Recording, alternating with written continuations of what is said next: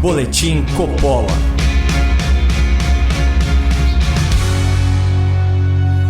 Sejam muito bem-vindos a esse Boletim Coppola sobre a aberração jurídica da semana. Uma dica: o autor da proeza despacha no STF e é o ministro favorito do povo brasileiro, mas favorito para ser afastado do cargo. Afinal de contas, quase 2% da população brasileira acima de 18 anos, mais de 2.746.000 pessoas, subscreveram o abaixo-assinado pela análise dos seus pedidos de impeachment no Senado. Sim, nós estamos falando do doutor Alexandre de Moraes, nosso carrasco da liberdade de expressão e algoz do devido processo legal, o único homem da República que é vítima, investigador e juiz em um mesmo processo. Muitos já consideram o ministro um grande inimigo da Constituição. E agora Alexandre de Moraes se mostra um grande amigo dos impostos. Isso porque essa semana, numa decisão individual, o magistrado resolveu acolher um pedido bem criativo e mal embasado do Maranhão. O Estado alega uma possível queda de arrecadação decorrente do novo teto do ICMS, dos combustíveis, da energia elétrica, das comunicações e dos transportes. Uma ampla redução de impostos que foi proposta pelo governo federal, aprovada pelo Congresso Nacional e sancionada pelo presidente da República, dentro da mais absoluta legalidade democrática. Pois bem, graças a Alexandre de Moraes, o Estado do Maranhão conquistou, ainda que provisoriamente, o direito de não pagar as prestações multimilionárias da sua dívida pública com instituições financeiras e com a União. Ou seja, o governo do Maranhão não vai pagar no prazo acertado o que deve ao povo brasileiro e às entidades que o representam. Em bom português, é um calote carimbado pelo tal xerife do STF, apelido que Alexandre de Moraes ganhou dos seus próprios colegas, e justiça seja feita por mérito próprio. A decisão do ministro xerife contempla as dívidas do Estado do Maranhão com a União, com o Banco do Brasil, com a Caixa Econômica Federal e com o Banco Nacional de Desenvolvimento Econômico e Social, BNDES. São 14 contratos de financiamento. Só para a gente ter uma ideia da dimensão desse calote, pela suspensão judicial da dívida, o montante que deveria ser pago pelo Maranhão no exercício fiscal de 2022 está calculado aí em mais de 600 milhões de reais. Você deve estar se perguntando qual a justificativa ou o pretexto do ministro para autorizar uma irresponsabilidade dessa monta. Preciso levar em conta o histórico recente de politização do judiciário e a partidarização do STF, um tribunal que soltou, descondenou e reabilitou o seu ex-corrupto de estimação para concorrer à presidência da República. Levando em conta esse contexto, é difícil acreditar que a decisão de Alexandre de Moraes não tenha motivação política.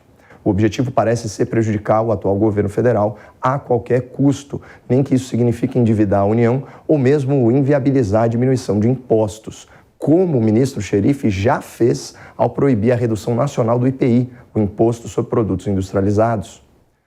Para fundamentar o direito fictício do Maranhão ao calote, a justificativa formal de Alexandre de Moraes, além de genérica, é improcedente do ponto de vista fiscal e econômico. Como se tivesse poderes de vidente, Moraes afirma que a diminuição da alíquota dos impostos sobre produtos essenciais, aspas, acarreta um profundo desequilíbrio na conta dos entes da federação. Isso não é verdade, porque quando o preço de um item diminui e sobra algum dinheiro para a pessoa física ou para a pessoa jurídica, ele não é necessariamente transformado em lucro ou poupança. Em outras palavras, o dinheiro não gasto, ele tende a permanecer em circulação, ele volta para a economia impulsionando o consumo e a arrecadação tributária. A redução de impostos, na verdade, a redução de impostos em produtos essenciais como luz, telefonia, combustível, etc., permite aos consumidores usarem esse dinheiro de outras formas, comprando mais produtos ou contratando mais serviços. Dessa maneira, o Estado permanece arrecadando, é como num cassino, a casa sempre ganha. Trazendo um pouco para a nossa realidade cotidiana, fica fácil de visualizar esse fenômeno.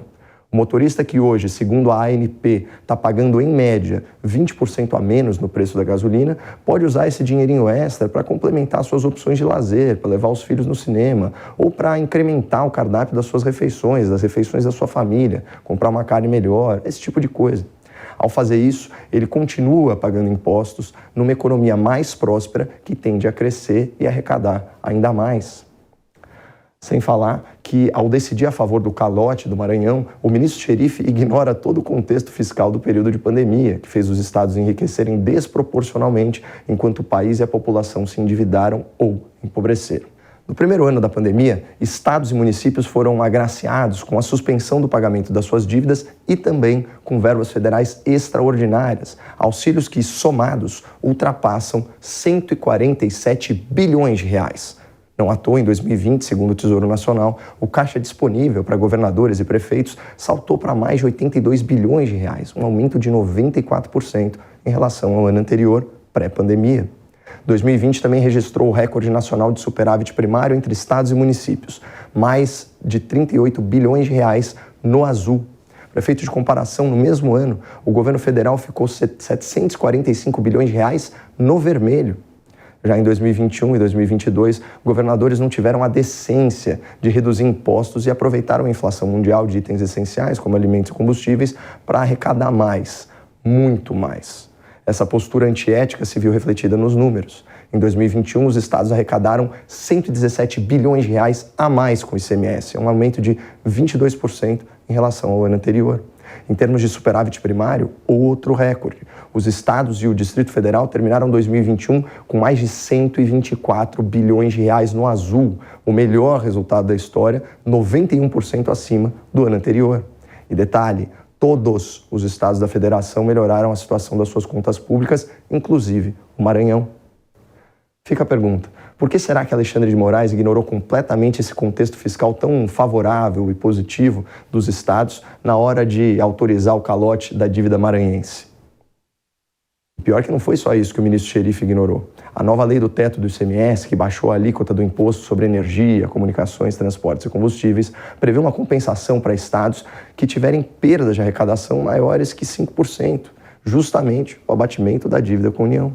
Por isso, não é exagero qualificar a decisão de Alexandre de Moraes como injustificável.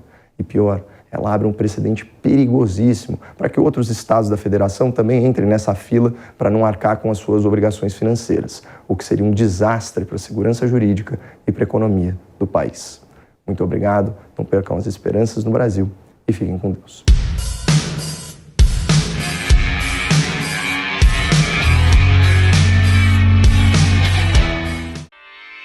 Realização Jovem Pan News.